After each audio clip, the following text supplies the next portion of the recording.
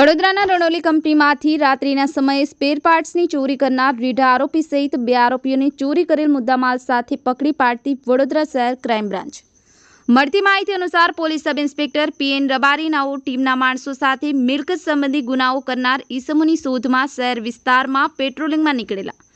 Patrolling દરમિયાન ટીમને Ranoli bridge પર નીચે રણોલી ખાતેની કંપનીમાં સ્પેર પાર્ટ્સની ચોરીના ગુનામાં 2 ઈસમો હાજર હોવાની બાતમી મુજબના કપડાં પહેરેલ શંકબદ્ધ હાલતમાં 2 ઈસમ મળી આવ્યા। પૂછપરછ કરતા તેઓએ રણોલી કંપનીમાંથી ચોરી કરી સ્પેર પાર્ટ્સ નજીકમાં આવેલ ભંગારની દુકાને મૂકેલ હોવાની હકીકત જણાવી।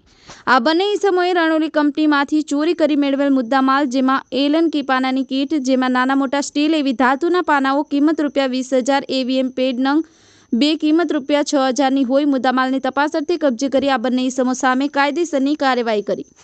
બ્યુરો રિપોર્ટ, કરજણ સંદેશ ન્યૂઝ, વડોદરા।